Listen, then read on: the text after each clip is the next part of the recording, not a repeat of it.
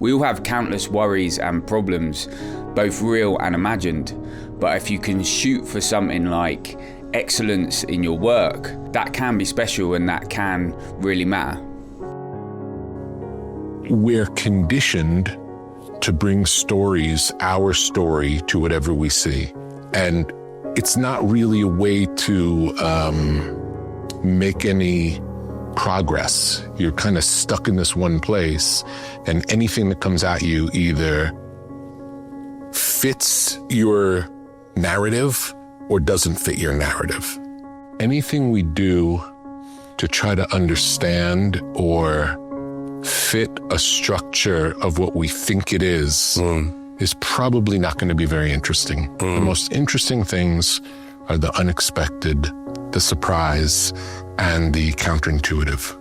Every year around my birthday, I try and finish a creative project that tries to encapsulate the feelings from that time in a somewhat definitive way. The tradition only started last year with an EP that I put out, a collection of 4 songs, which tried to do that.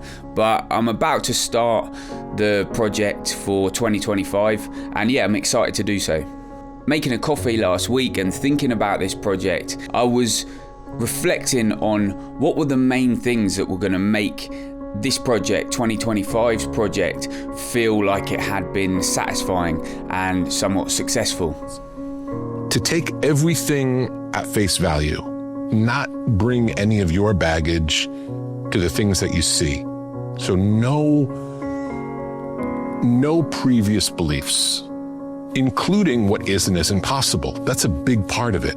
I focused on the simple things first, how I was going to manage my time to be able to put enough focus into the work, and how I was going to be able to gather the resources to do the kinds of recordings that I wanted to in terms of the quality.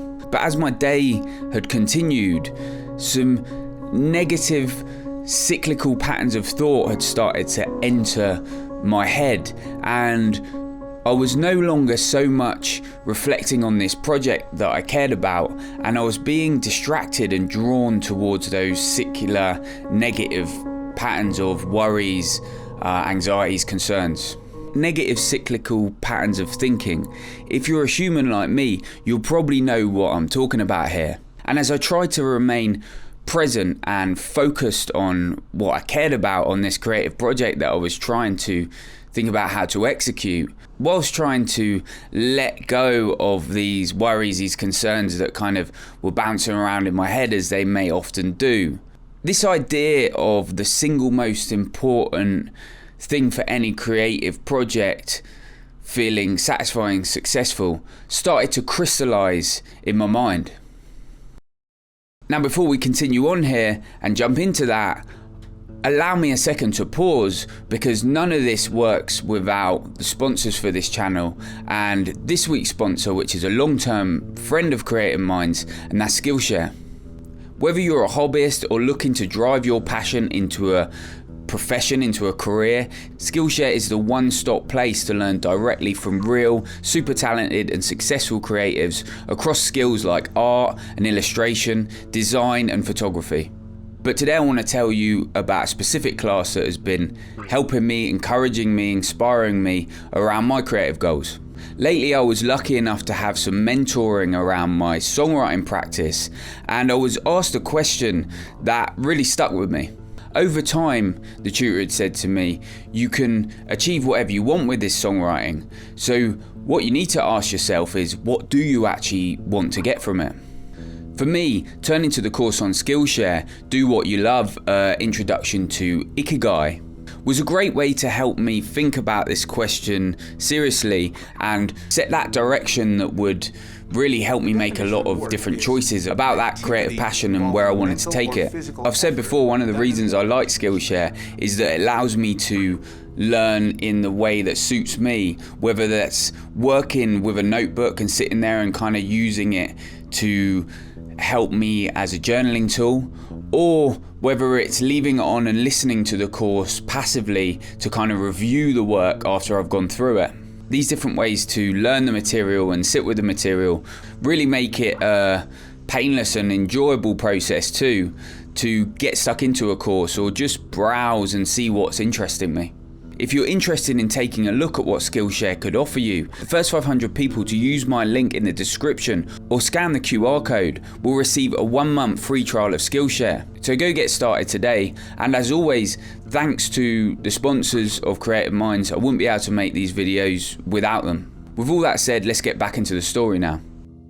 Any of the greats usually have some series of things that happened that allowed them to be tuned in a deep way. Mm-hmm. Now, there are things that all of us can do to get as close to that as we can. Tell you what. We can't all be Mozart, but we could all get better at whatever the thing that we're interested in getting closer to. Mm.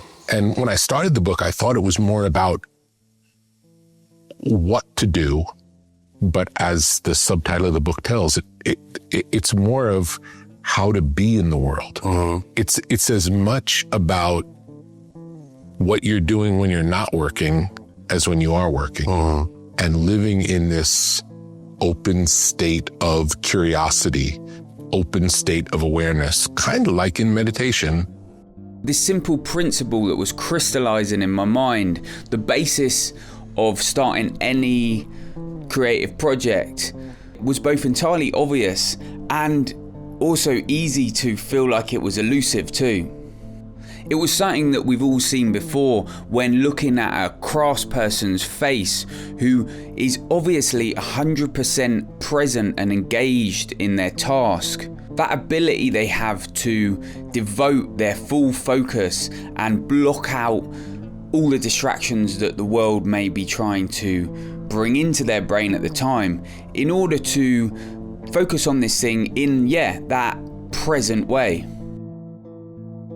Brian Eno talks about his routes to get into presence and exploration. In the case of the first example where you're removing bits of MIDI information, would you say that the random aspect of the process is always at work for you? I like things when there's a layer of surprise, I suppose. And it's not because I have this John Cagean faith in randomness. For him, it was a sort of religious feeling that randomness tied you into the synchronicity of the world, that somehow by using randomness, you allowed the state of things to affect your work. It's a nice idea and I like it and I respect it in his work.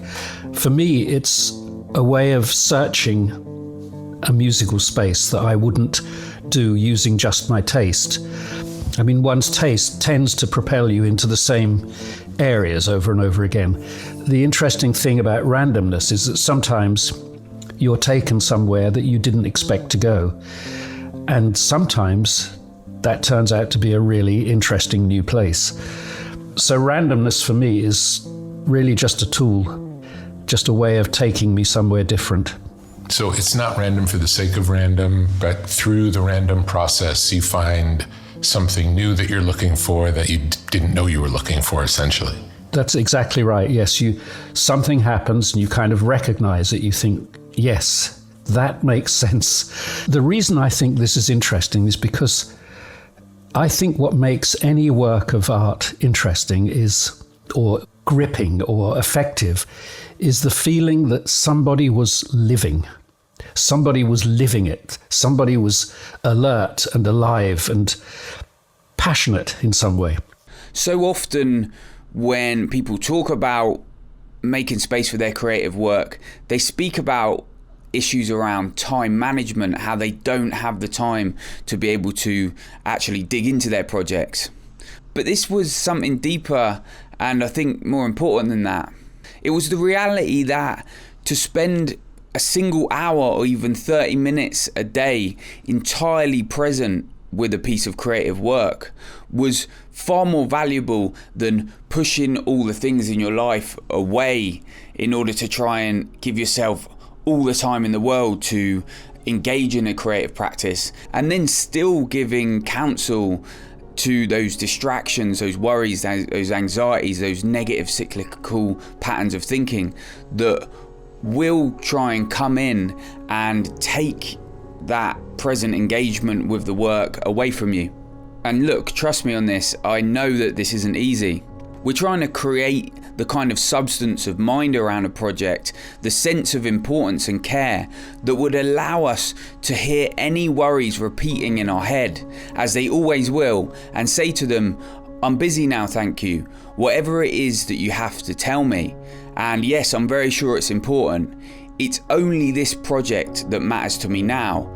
And perhaps you can come and check back in a few weeks' time with those worries if you need to. What we're trying to remember here is that the gift we can really give to our creative practice isn't to try and allot all the time in the world that we can to it, but instead to give yourself permission to do the work and only the work in any amount of time that you are able to allot to it.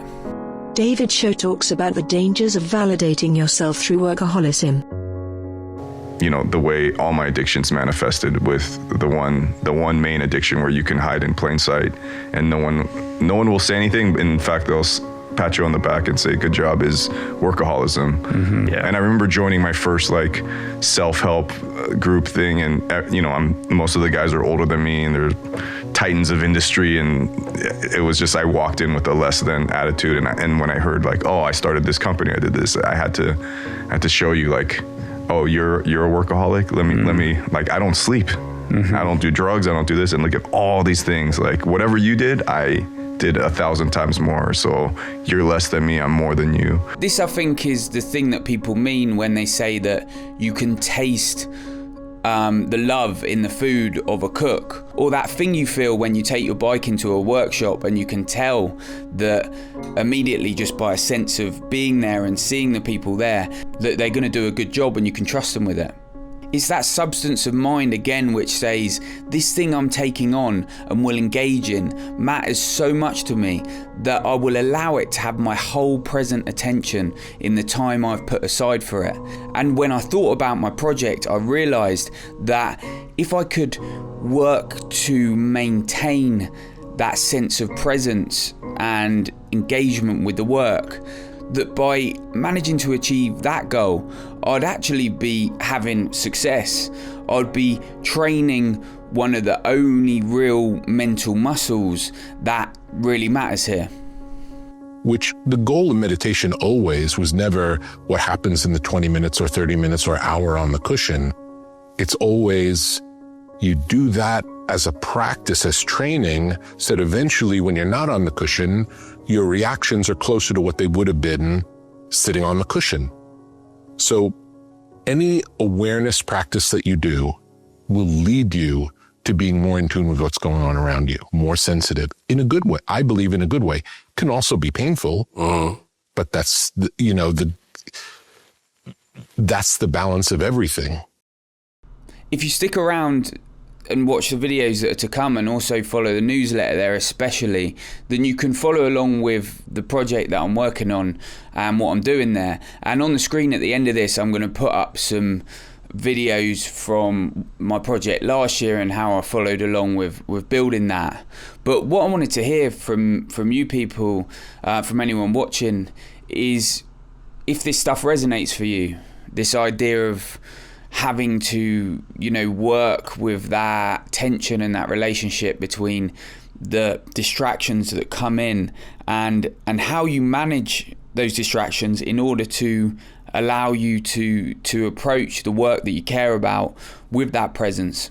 Do come and check out the newsletter if you're interested in more of this stuff. There's some work going out there at the moment that people have really been enjoying.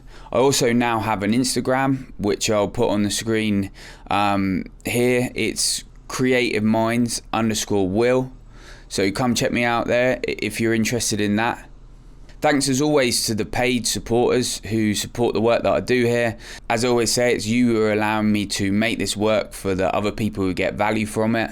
I don't make a huge amount from this channel yet. I am just trying to keep it rolling over. That's how it is at the moment. And yeah, those paid supporters are a key part of allowing me to do that. With all that said, good luck in your own projects. Maybe think about doing something around your birthday every year, trying to bring together some of the work and the themes from that year. I think it's an interesting structure that can kind of pull us around that like creative clock annually and maybe allow us to reset a bit in terms of the themes that we want to deal with as we go around, you know, those cycles. Anyway, yeah, peace. Speak soon.